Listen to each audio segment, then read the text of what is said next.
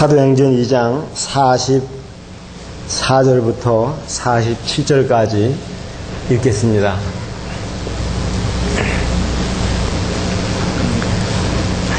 네, 제가 읽겠습니다. 믿는 사람이 다 함께 있어 모든 물건을 서로 통용하고 또 재산과 소유를 팔아 각 사람의 필요를 따라 나눠주고 날마다 마음을 같이하여 성전에 모이기를 힘쓰고 집에서 떡을 떼며 기쁨과 순전한 마음으로 음식을 먹고 하나님을 찬미하며 온 백성에게 칭송을 받으니 주께서 구원받는 사람을 날마다 더하게 하시니라. 이 말씀은 제일 처음으로 이렇게 교회가 생기고 그 교회에 있었던 일에 대한 기록입니다. 이 말씀을 읽으면서 여러분들은 어떤 생각이 드세요? 여기 말씀을 보면은 믿는 사람들이 이제 서로 물건을 이렇게 함께 쓰고 통용하고 또 돈이 많은 사람들은 재산이 많은 사람들은 그걸 팔아가지고 또 가난한 사람들에게 도와주고 또 날마다 마음을 같이 해서 모이기를 힘쓰고 일주일에 한 번 모이는 것이 아니라 날마다 모이기를 힘쓰고 또 집에서 이렇게 떡을 떼며 예배를 드리고 또 기쁨과 순전한 마음으로 음식을 먹고 하나님을 찬미하고 마음속에 이런 교회의 모습을 그릴 때 여러분들은 어떤 생각이 드세요? 저는 이 말씀을 보면서 정말 아름답고 이 교회가 아름답지 않습니까? 아름답고 여기에 모인 성도들은 굉장히 행복하지 않았겠어요? 아름답고 행복한 교회. 주님께서 원하시는 교회는 이렇게 믿는 사람들이 모여서 아름답고 행복한 그 모임을 이루기를 원하십니다.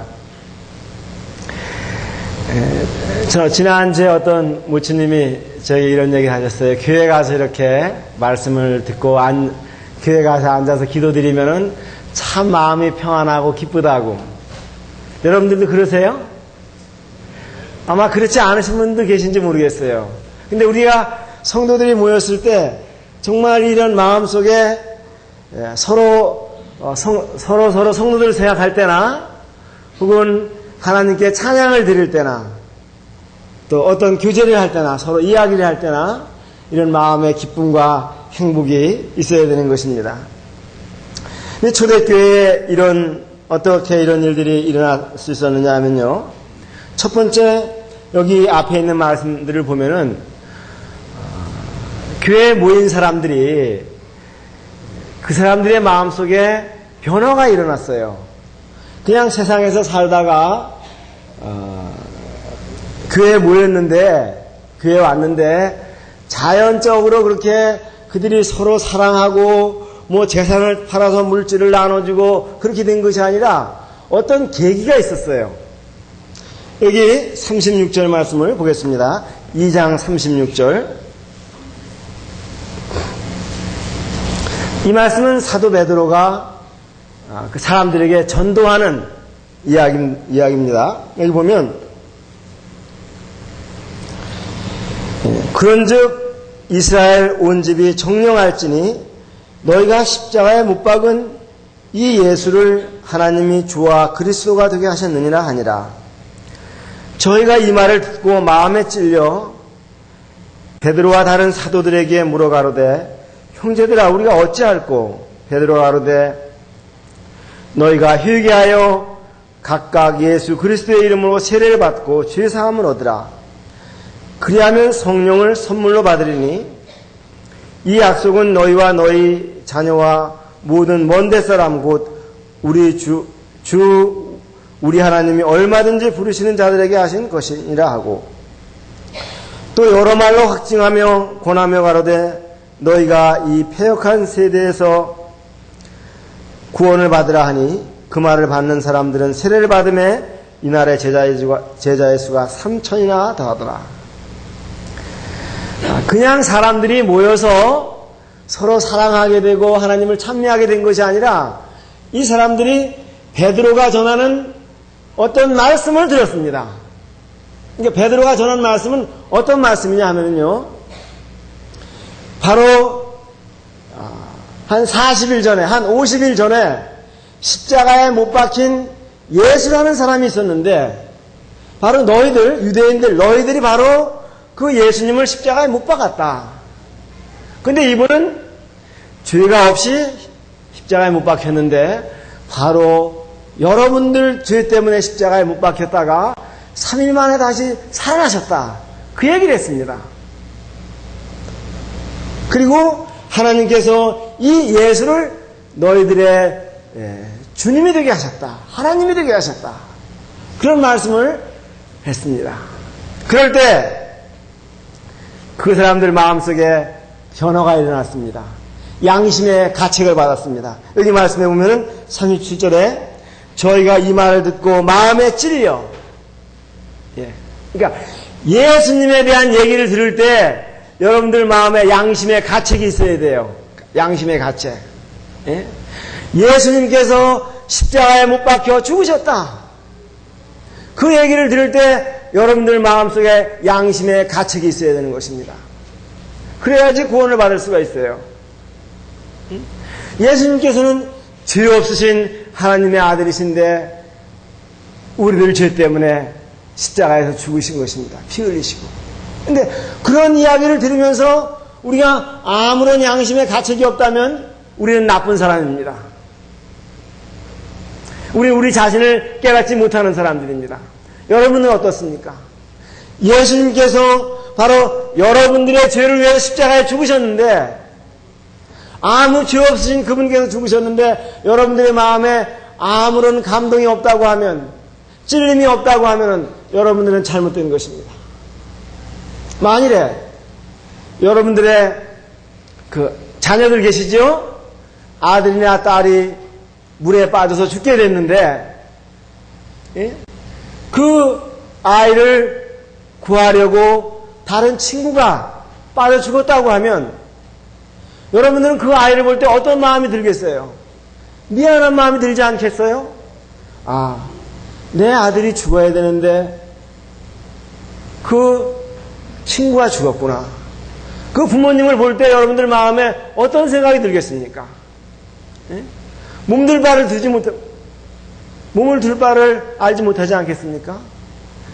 우리가 이 예수님에 대한 얘기를 들을 때 우리 마음에 이런 마음이 들어야 되는 것입니다. 예수님께서 왜 십자가에 죽으셨는가?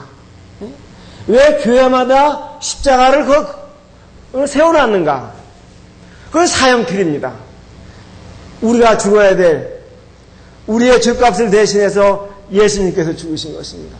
그런 이야기를 들을 때 여러분들이 오늘 제가 베드로가 말한 이 예수님에 대한 얘기를 들을 때 여러분들의 마음속에 양심의 가책을 받아야 되는 것입니다. 아, 죄는 내가 졌는데 왜 예수님께서 죽으셨나? 응? 예수님은 어떤 분인가? 여러분들이 회개하셔야 됩니다.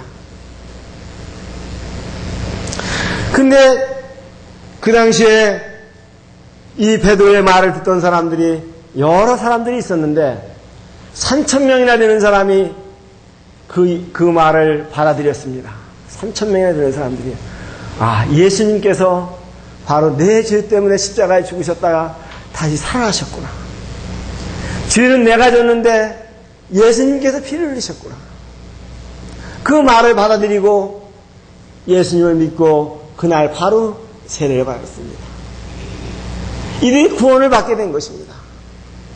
이렇게 예수님을 믿은 사람들의 마음속에는 변화가 일어나고 마음속에 기쁨이 있습니다. 그래서 행복한 사람들이 모여야 행복해지는 것입니다. 서로 싸우고 시기하고 그런 사람들이 모이면 싸움만 합니다. 여러분들 정치인들 보시죠? 그죠?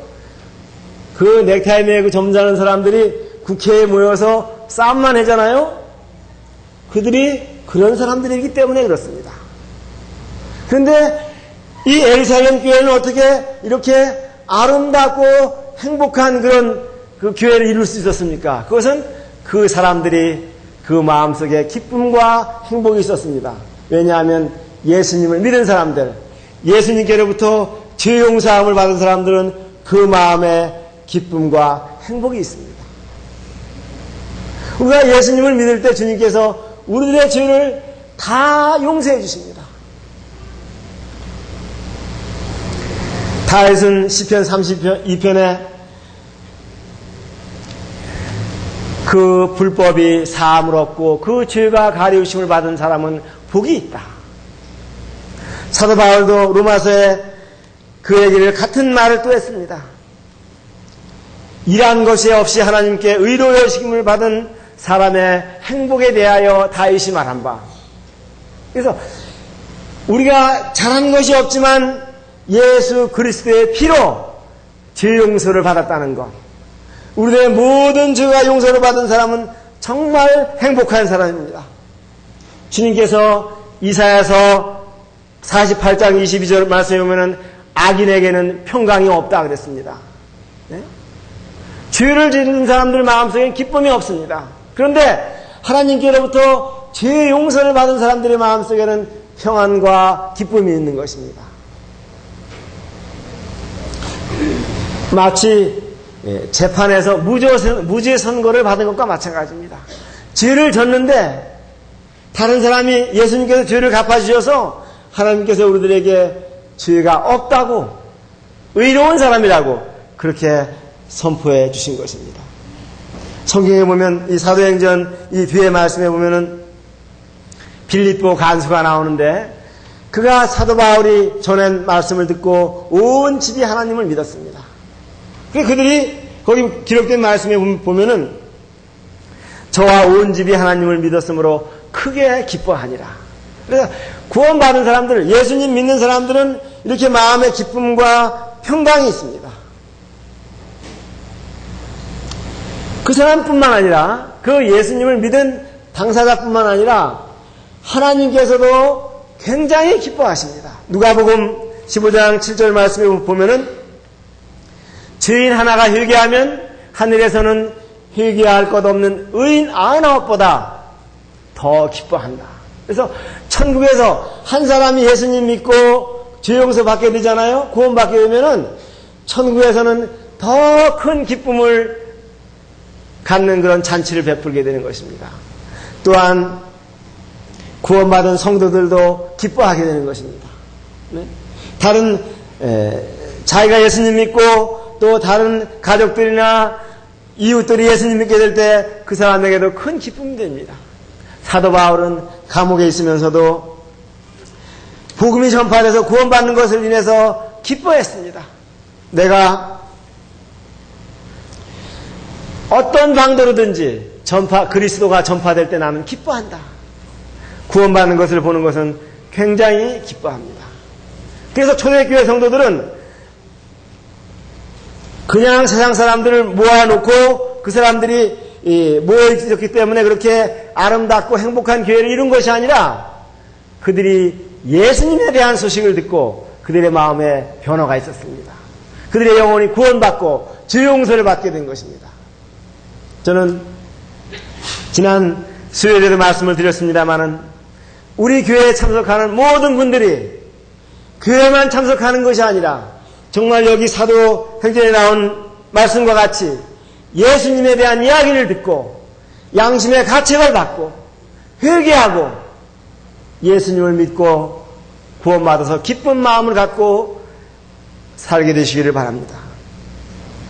두 번째, 여기 예루살렘 교회의 특징을 보면은요, 42절 말씀 보겠습니다. 거기 보면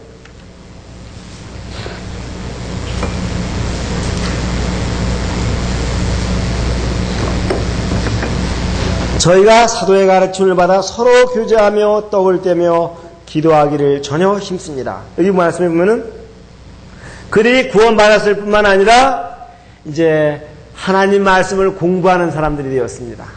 하나님 말씀을 사도의 가르침을 받아. 그래서 우리가 아름답고 행복한 기회를 이용하면 성경 공부를 부지런히 하셔야 됩니다. 이렇게 제가 이렇게 성도님들 말씀들을 들어보면은 교회 와서 이렇게 성경을 펴시잖아요. 오늘 어디 펴셨어요?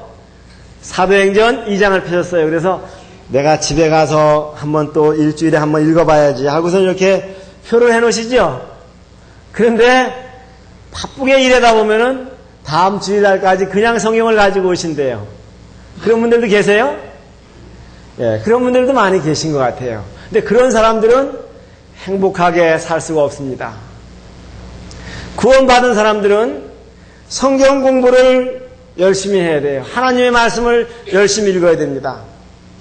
베드로전서 2장 2절 말씀에 보면은 사도 베드로는 성도들에게 너희가 갓난 아이들과 같이 순전하고 신령한 말씀의 젖을 사모하라. 이는 너희가 구원에 이르도록 자라게 하라 합니다. 그래서 이 성경 말씀은 어린아이들이 우유 먹는 것과 마찬가지예요. 젖 먹는 것 같이. 어머니들 아시죠? 아이들이 기를 때 뭐예요? 아이들이 자다가 젖 먹고. 그렇죠? 또 젖 먹으면 배부르면 자고. 그래서 예수님 믿는 사람들도 이 성경 공부에 힘써야 돼요. 그래야지 영적으로 자라나는 것입니다. 그래서 아무리 10년, 20년 교회를 다녔어도 하나님의 말씀을 공부하지 않고 읽지 않는 사람들은 영적으로 어린아이입니다. 그래서 교회에 나는 구원받은 지 10년 됐다, 20년 됐다, 그거 자랑할 것이 아니라 내가 얼마만큼 하나님의 말씀을 순전한 마음으로 이렇게 공부하고 또 순종하는가, 그것을 자랑해야 됩니다. 또 하나님의 말씀을 우리가 공부해야 되는 이유 중에 하나는 오늘날 세상은 진리가 왜곡되고 또 많은 사람들이 이란 사상, 잘못된 가르침을 가르치는 교사들이 많이 있습니다. 잘못된 말씀을 가르치는 교회들이 많이 있습니다.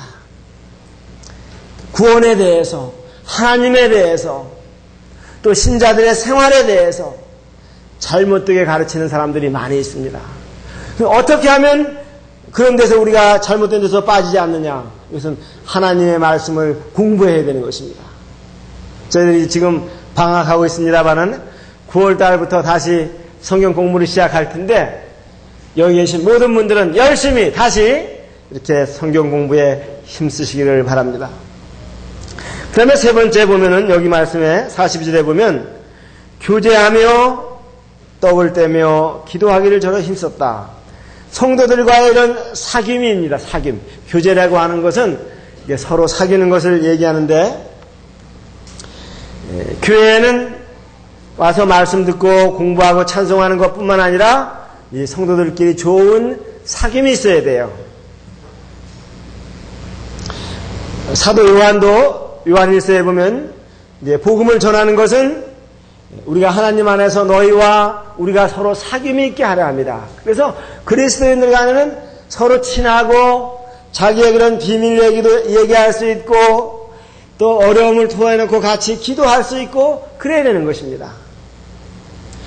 이 성도님들 가정을 한 가정 한 가정 보면요, 어려움이 없는 가정이 없어요. 예?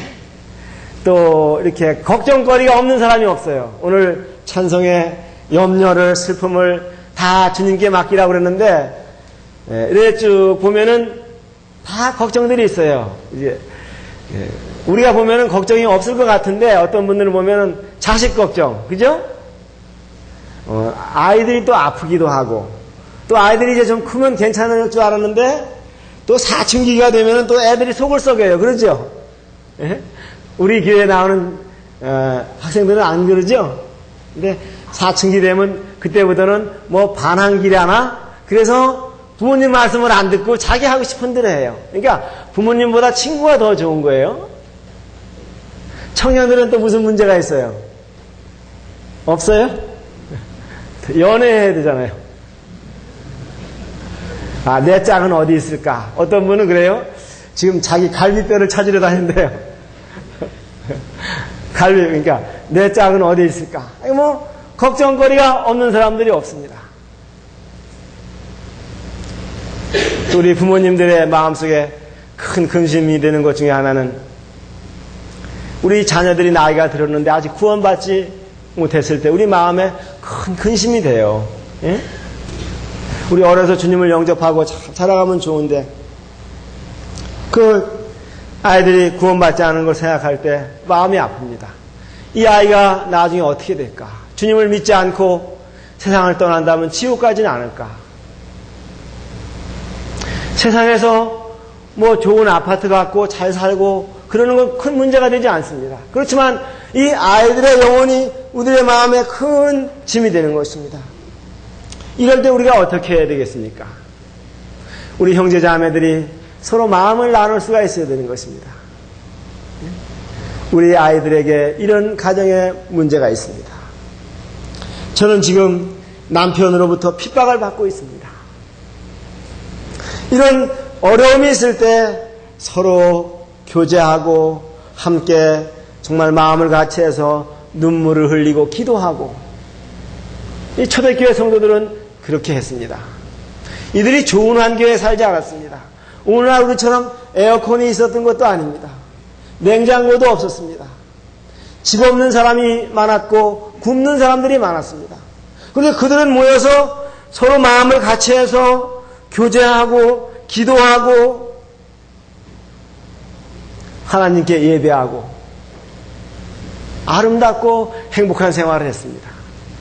그리고 우리가 이렇게 서로 주님 앞에 사귀고 정말 그 마음을 함께하고 격려하고 기도해주는 그런 교회를 우리가 이루어 나가야 되겠습니다. 네 번째 여기 말씀에 보면은요, 44절, 45절입니다.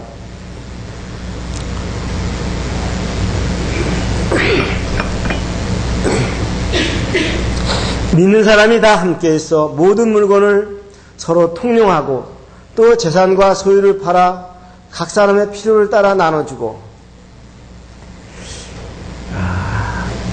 초대교회 성도들은 어려운 성도들 보면요, 주고 싶은 마음이 있었습니다.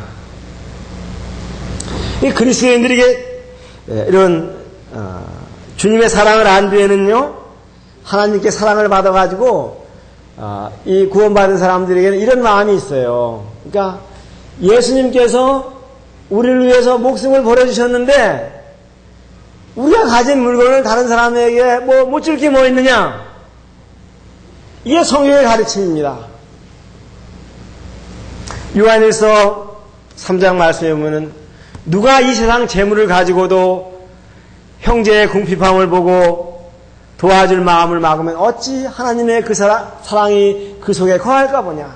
우리가 말과 혀로만 사랑하지 말고 행함과 진실함으로 하자. 그래서 초대교회 성도들은요, 다른 어려운 성도들이 있으면 자기의 물건을 나눠줬어요. 그리고 나눠준 것만 아니라 또 이렇게 집이 있는 사람들은 팔아가지고 자기보다 더 못 먹는 사람들에게 이렇게 나눠주고 그랬다는 거예요. 그래서 오늘날 교회에서, 우리 교회에서 제일 그렇게 잘하지 못하고 있는 것들이 이런 면이 아닌가 저는 그렇게 생각을 합니다.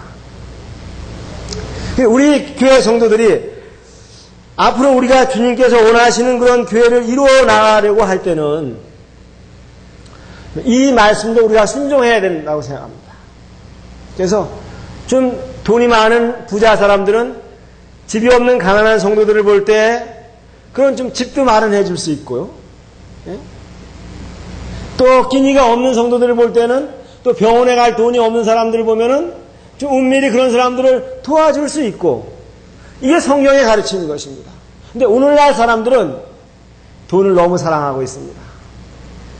돈을 너무 사랑하고 있습니다. 주님께서 돈을 사랑함이 일만하게 뿌리라 그러는데 모두가 이 다른 이야기가 나오면은 다 기뻐하고 좋아하는데 찬송하고 위로해주고 이러면 얼마나 좋습니까? 그런데 주님께서 하신 말씀은 내 소유를 팔아 하늘나라에다가 쌓아두라. 가난한 사람들에게 너희들의 소유를 팔아서 구제하라. 주님이 가르치면 이런 가르침이 말씀인 것입니다. 그래서 우리 성도들이 마음속에 다른 가난한 성도들, 어려운 성도들을 향해서 마음이 열려야 되는 것입니다. 지금 우리나라는 지금 잘 사는 나라에 속해요. 다른 나라에 비하면 너무 잘 사는 나라에 속합니다. 그러니까 잘 사는 나라일수록 사람들이 물질을 나누기를 원하지 않습니다. 더 가진 사람은 더 많이 갖고자 하는 것입니다. 우리가 이런 것들을 피하고 우리 사랑을 나눠야 되는 것입니다. 저는 전에 어느 책을 읽으면서 소련에서는 옛날 소련, 지금 러시아죠. 거기에서는 이제 성도들이 결혼할 때 아무것도 없잖아요. 청년들이 이렇게 결혼할 때 혼수 준비도 못하고 그럽니다. 그러면은 어떻게 결혼을 하느냐? 결혼식은 이제 교회에서 하는데 결혼 살림은 성도들이 하나씩 준비해 주는 거예요. 어떤 사람은 빗자루 가져오고 또 쓰레받기도 가져오고 또 뭐 남비도 갖다 주고 또 쌀도 좀 갖다 주고 그렇게 해서 새로 살림을 시작하는 거예요. 어려운 성도들은. 그래서 우리 교회 그 청년들도 혼수 준비하려고 돈 모으지 마세요. 예, 돈이 없으면 정말 사랑하고 주님 안에서 결혼하려고 그러면 성도들이 다 마련해 줄 거예요. 어떤 분들은 뭐 이제 전세를 얻어주시는 분도 계실 거고 또 뭐 국수를 사가지고 오는 사람도 있을 테고 저도 뭐 한 가지 할 테니까.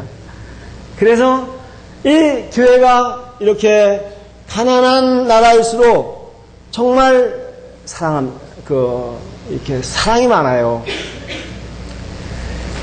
없는 사람들을 더 도와주는 것입니다. 저는 돈 많고 부자들이 주님 앞에 헌신된 사람들을 많이 보지 못했습니다. 우리 어려운 성도들이 주님께 헌신합니다. 그래서 우리 교회는 이렇게 물질을 나눌 수 있고 어려운 성도들을 보면 정말 그들을 위로해주고 실제적으로 격려해줄 수 있고 그런 교회를 이룰 때 우리는 아름답고 주님께서 원하시는 행복한 교회라고 말할 수가 있을 것입니다. 그 다음에 마지막으로 한 가지 더 말씀드릴 것은 예배입니다. 여기 말씀에 보면은 46절에 보면 날마다 마음을 같이하여 성전에 모이기를 힘쓰고 집에서 떡을 떼며 기쁨과 순전한 마음으로 음식을 먹고 여기 떡을 뗀다고 하는 말씀은 우리가 주일 저녁에 드리는 만찬 예배와 같은 것입니다. 그 만찬 예배는 주님께서 구원받은 성도들에게 그 떡과 잔을 마시면서 주님께서 우리 십자가에서 우리를 위해서 얼마나 고난당하셨는가 우리가 그것을 기념하면서 우리 마음에 있는 사랑을 찬양을 하나님께 쏟아붓는 것입니다. 그래서 예배 시간에는 이렇게 초대교회 성도들은 날마다 그렇게 했어요. 주님의 이런 십자가를 생각할 때 이 떡과 잔을 볼 때 눈물이 나고 기쁨이 나고 마음의 감동이 돼서 양심의 가책을 받아서 하나님 앞에 진정한 마음으로 감사를 드렸습니다. 이게 교회는 예배가 풍성한 예배가 있어야 되는 것입니다. 우리 교회에도 저녁에 우리 형제자매들이 모일 때 우리 자매님들은 조용한 가운데서 예배를 준비하면서 오시고 또 우리 형제들은 주님 앞에 드릴 말씀들이 있어야 되는 것입니다. 그래서 이 예배를 드릴 때에는 하나님 이거 해주세요, 저거 해주세요 이렇게 기도하는 시간이 아닙니다. 간구하는 시간이 아닙니다. 예배를 드릴 때는 하나님께서 우리들을 축복해 주신 것을 감사하고 찬양을 드리고 또 예수님께서 우리를 위해서 십자가에서 얼마나 고생을 당하셨는가 얼마나 모욕과 수치를 당하셨는가 그것을 기념하면서 마음속으로부터 깊은 감사를 하나님께 드리는 것입니다. 그래서 예배를 드릴 때 우리 특별히 형제들의 책임이 귀합니다. 오늘 저녁에 우리 형제들이 모두 예배에 참여하면서 주님 앞에 진심한 감사를 드릴 수 있게 되기를 바랍니다. 하나님께서는 우리 교회가 이렇게 하나님 보시기에 또한 세상 사람들이 보기에 아름답고 행복한 그런 교회를 이루시기를 원하십니다. 거기에는 구원의 역사가 있습니다. 복음을 증거할 때에, 예수님에 대한 얘기를 할 때에 안 믿는 사람들이 양심의 가책을 받고 회개하고 주님을 믿습니다. 여러분들 가운데 아직 예수님에 대한 얘기를 듣고 양심의 가책을 받지 않으신 분들이 계시다면 여러분들은 회개하셔야 됩니다. 그리고 주님의 말씀을 공부하고 또 순종하고 또 서로 마음에 있는 어려움들을 나누고 기도해주고 또 어려운 성도들을 물질로 도와주고 그리고 우리가 진심한 마음으로 하나님을 찬양할 때 하나님께서는 우리 교회를 기뻐하시게 될 것입니다. 또한 우리도 또한 우리 유평 교회 가운데 있는 것을 인해서 우리는 즐겁고 행복한 그런 교회를 이루게 될 것입니다. 주님께서 함께 하시는 그 교회는 고난이 있지만은 행복한 교회가 되어야 되는 것입니다. 기도하시겠습니다.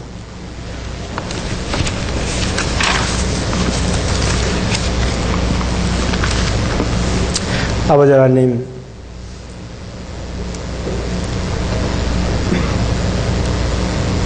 예루살렘의 교회를 생각할 때 정말 주님께서 함께 계시고 구원의 역사가 있으며 정말 아름다우며 순전함과 예배와 행복함이 있었던 것을 보게 되옵나이다. 주님, 저희들에게도 이 말세 가운데서 그런 아름다운 교회를 이루게 해 주시옵소서. 주의 성령님께서 저희들 가운데 역사하여 주셔서 구원받지 않은 영혼들이 죄를 깨닫고 구원받게 해주시고 주님, 성도들이 진심한 마음으로 서로 사랑하며 주님을 높이게 해주시옵소서. 우리 구주 예수님의 이름으로 기도를 드렸습니다. 아멘.